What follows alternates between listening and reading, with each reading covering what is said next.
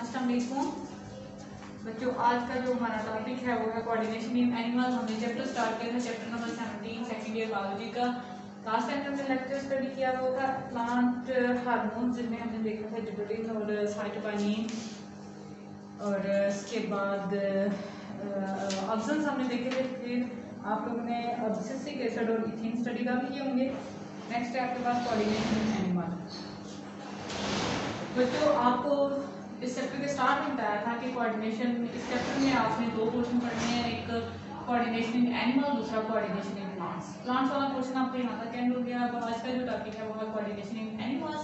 Animals के अंदर आपको पहले पता है कि दो तरह का कोऑर्डिनेशन होता है। एक को आप कहते हैं कि केमिकल कोऑर्डिनेशन, दूसरा नर्वस कोऑर्डिनेशन। दो तरह का कोऑर्डिनेशन है, एक है नर्वस कोऑर्डिनेशन और दूसरे को आप कहते हैं केमिकल कोऑर्डिनेशन।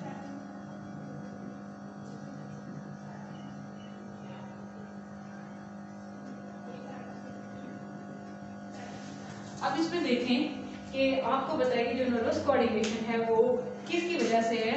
कि आपको पता है कि नर्वस कोऑर्डिनेशन जो है वो नर्वस सिस्टम की वजह से जो कोऑर्डिनेशन होगा उसको आप नर्वस कोऑर्डिनेशन कहते हैं। केमिकल कोऑर्डिनेशन में जो हार्मोन्स की वजह से, जो ग्लैंड्स की वजह से, एंडोक्राइन और एक्सोक्राइन ग्लैंड्स की वजह से आप कोऑर्डिनेशन करवाते हैं, उसको आप केमिकल कोऑर्डिनेशन करते हैं। तो अभी जो आपका टॉपिक है बेसिक वो है नर्वस कोऑर्डिनेशन। ये नर्वस कोऑर्डिनेशन किसको कहते हैं? जब हम नर्वस कोऑर्डिनेशन की बात करते हैं तो बच्चों हम नर्वस सिस्टम की बात कर रहे होते हैं कि हमें पता है कि जो ह्यूमन बीइंग्स, एनिमल्स के अंदर अगर हम देखें तो जो मोस्ट डिवेलप, जो नेचर में सबसे डेवलप्ड कंडीशन आ जाती है वो है ह्यूमन नर्वस सिस्टम की। ह्यूमन बीइंग सबसे डेवलप्ड कंडीशन है, ठीक है।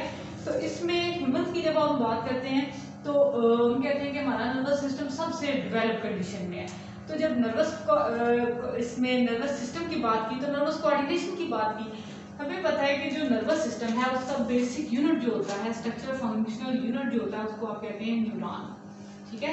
हम नर्वस कोऑर्डिनेशन की बात करते हैं तो हम कहते हैं कि ये कोऑर्डिनेशन किसकी वजह से होती है? न्यूरॉन की वजह से होती है। न्यूरॉन क्या है? न्यूरॉन सेल होते हैं, बेसिक सेल हैं जो कि इसमें होते हैं, जो नर्वस सिस्टम का बेसिक यूनिट है, इसको आप न्यूरॉन सेल भी कहते हैं।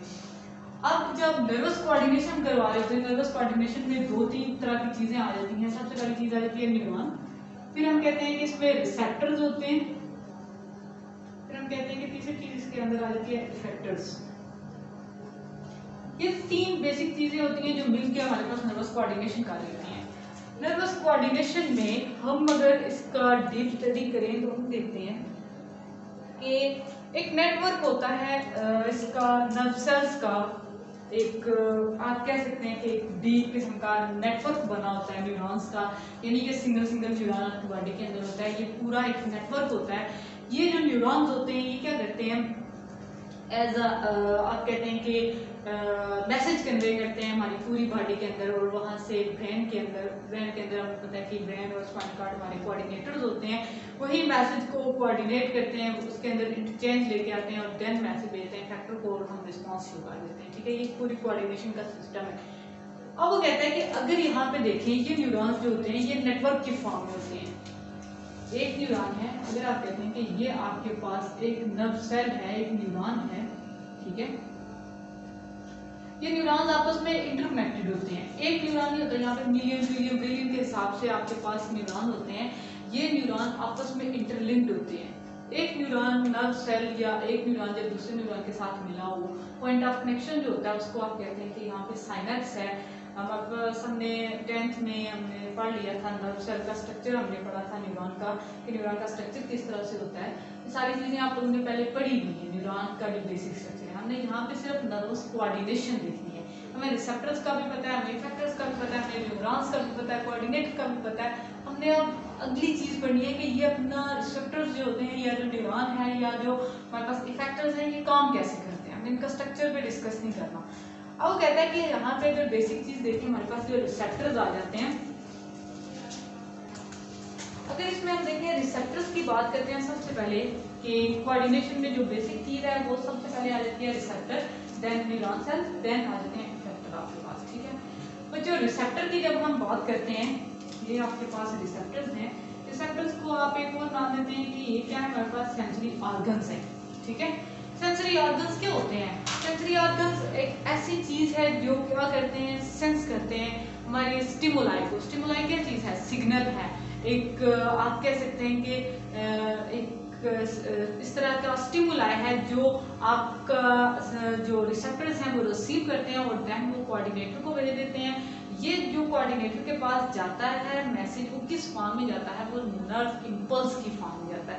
एक इलेक्ट्रिकल मैसेज होता है, उस मैसेज की वजह से ये कोऑर्डिनेटर रिसेप्टर्स जो होते हैं ये मैसेज को भेज देते हैं कि फिर कोऑर्डिनेटर कहता है। अब ये जो मैसेज होता है ये कैसे बनता है? ये इलेक्ट्रिक शॉक्स की फॉर्म में बनता है, मैकेनिकल होता है, केमिकल हो सकता है, लाइट है, टेम्परेचर है, ये किसी की भी फॉर्म का एक स्टिमुलाई हो सकता है। लाइट स्टिमुलाई हो सकता है, कोई टेम्परेचर का स्टिमुलस हो सकता है, कोई कीमो रिसेप्टर हो सकता है। इस तरह के बेशुमार रिसेप्टर्स होते हैं जो क्या करते हैं, सिग्नल लेते हैं। ठीक है, अगर लाइट है तो लाइट को रिसीव करने के लिए अलग से रिसेप्टर्स होंगे, अगर टेम्परेचर है तो टेम्परेचर के लिए अलग से रिसेप्टर्स हैं। ठीक है, ये रिसेप्टर्स हैं। अब ये रिसेप्टर्स क्या करते हैं, ये रिसेप्टर्स की वजह से हम क्या करते हैं कि अगर रिसेप्टर्स की वजह से ही हमें पता चलता है एक्सटर्नल और इंटरनल इन्वायरमेंट के अंदर जो चेंज आता है।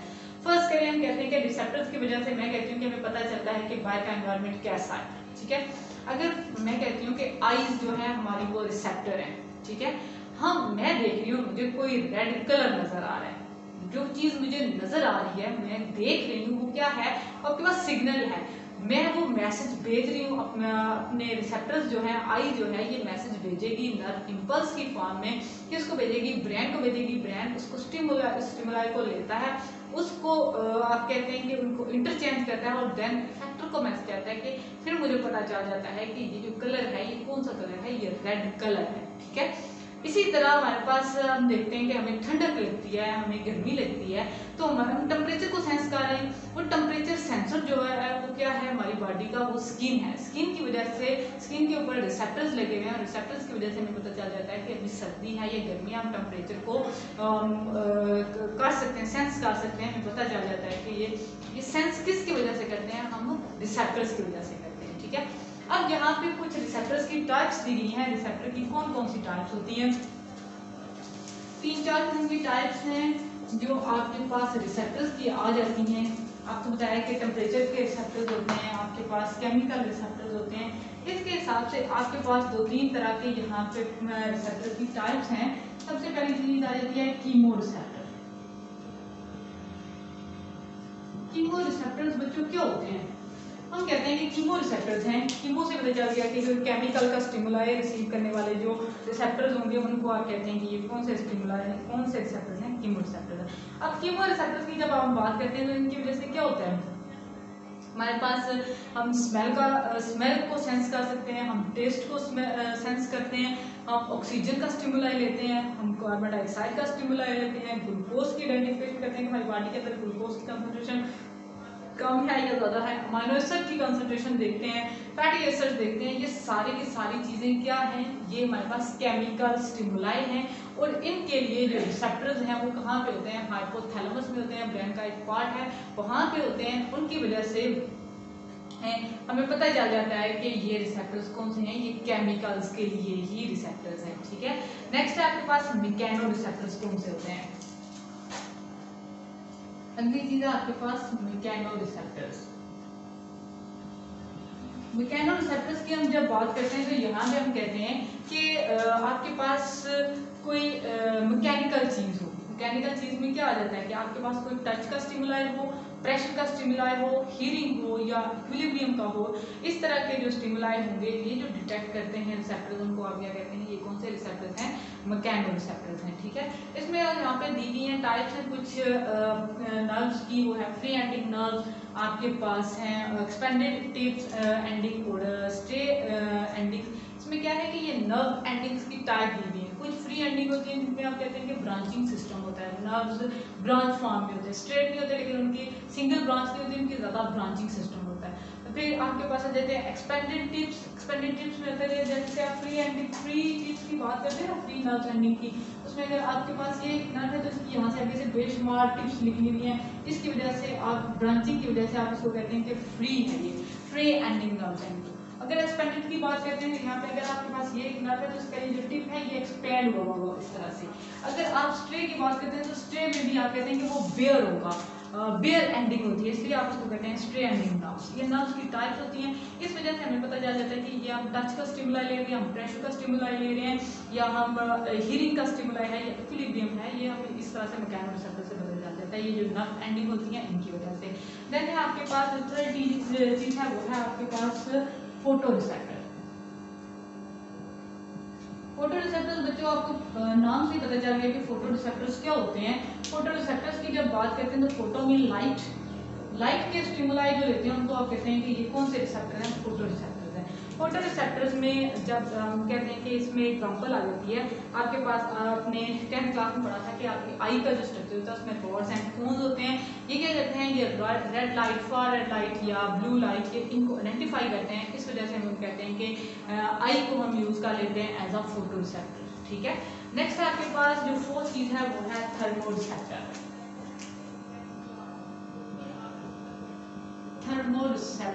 थर्मोरिसेप्टर्स भी बच्चों थर्म से मतलब थर्म मीन हीट के लिए जो रिसेप्टर्स होंगे जिनसे हम टेम्परेचर या हीट को सेंस कर सकते हैं, वो कौन से रिसेप्टर्स होंगे, थर्मोरिसेप्टर। इनमें आप कहते हैं कि इसमें अगर आपने फ्री नर्व एंडिंग की एग्जांपल लेनी है तो वो किसकी आएगी, थर्मोरिसेप्टर्स की आएगी। थर्मो में आपको इसमें आपको फ्री एंडिंग में बता दिया कि इसमें ब्रांचिंग सिस्टम होता है, इसलिए आप इसको कहते हैं कि फ्री एंडिंग नर्वस सिस्टम है।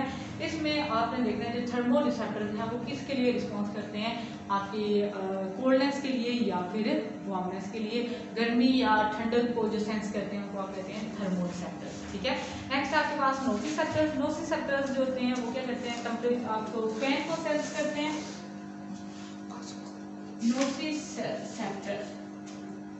नोसिसेप्टर किसके लिए होता है, जब आप फैन का स्टिमुलस लेते हैं, फैन के लिए जो रिसेप्टर होगा उसको आप क्या कहते हैं, नोसिसेप्टर। ठीक है, आज के लिए इतना ही है, नेक्स्ट हम इस टॉपिक को कंटिन्यू करेंगे। ओके, अल्लाह हाफिज।